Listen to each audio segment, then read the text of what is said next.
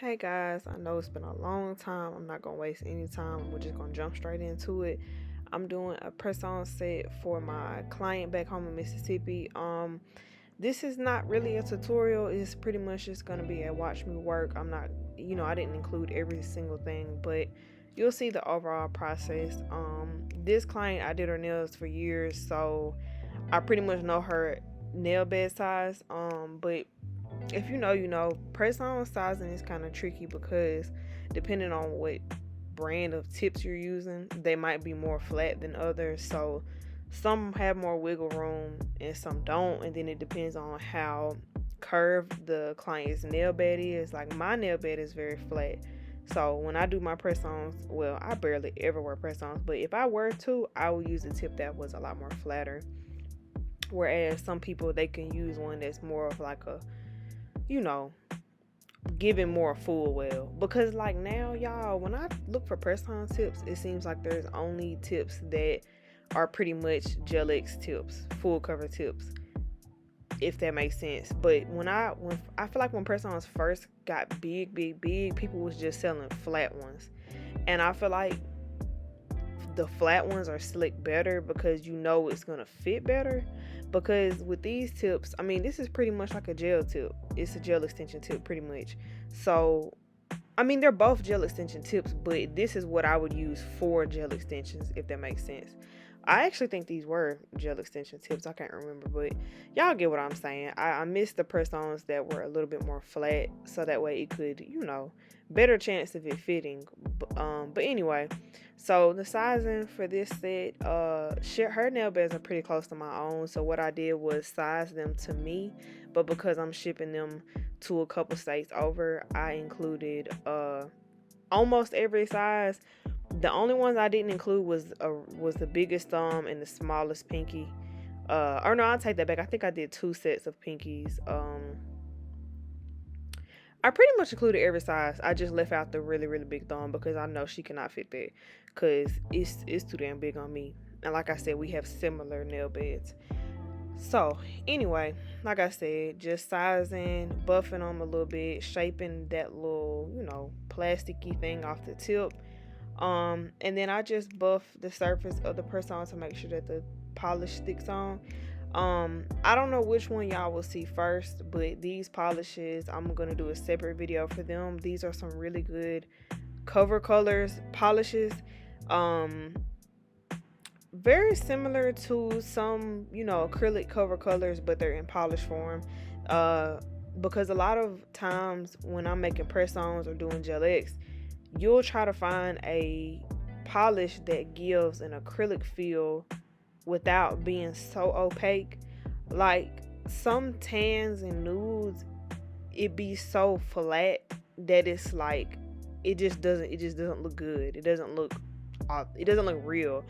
But these are more on the thin side and they're buildable.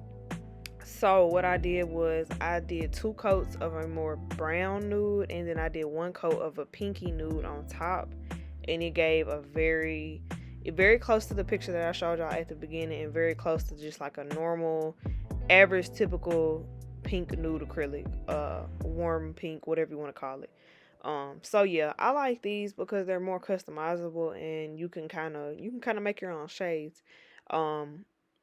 If anyone else is looking for some more, definitely go check that video out. But aside from those colors, I like OPI. Put it in neutral. Love is in the Bear. Eye gel. I'm blushing. Those are all some good cover colors they're pigmented, but they're not flat.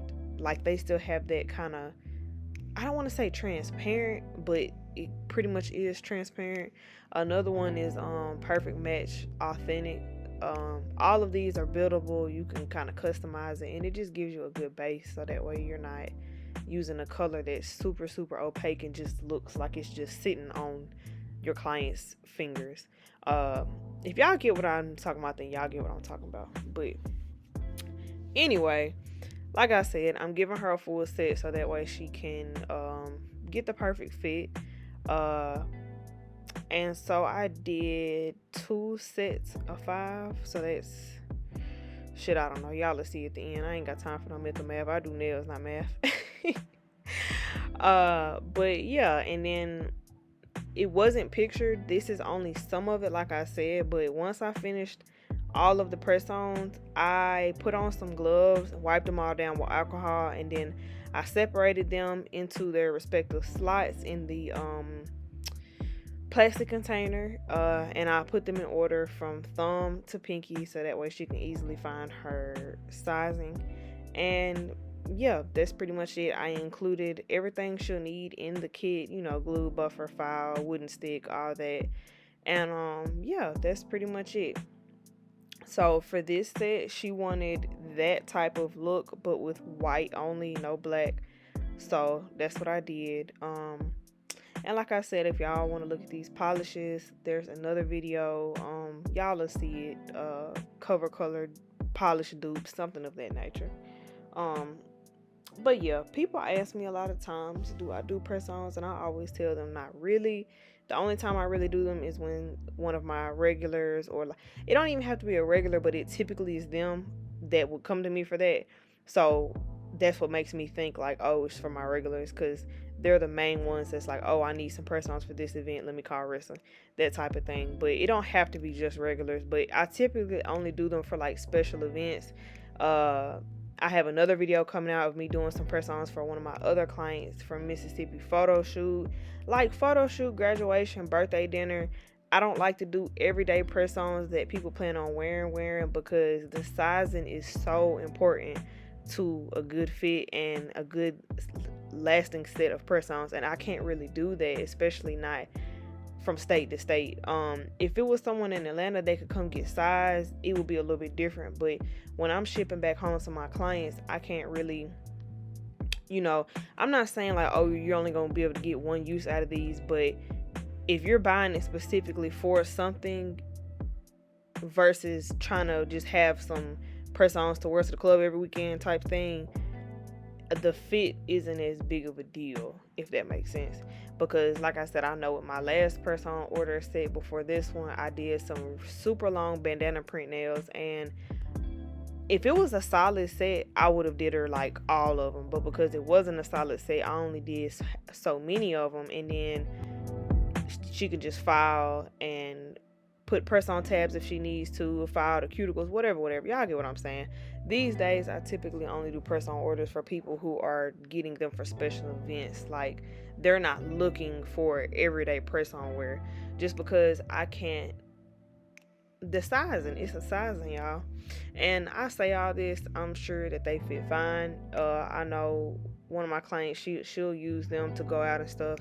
But I don't know. I be thinking too hard about it, to be honest. I just don't be wanting them hoes to pop off.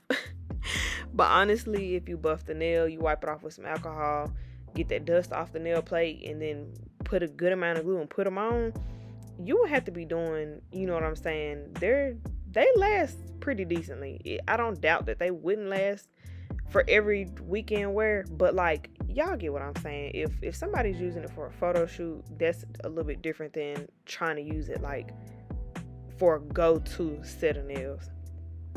I just spent way too long explaining it. But yeah, y'all, that's pretty much it. I'll let y'all watch the rest of the video. The finished result is gonna be at the end. And yeah, that's it. I'll see y'all next time. Thank y'all for watching.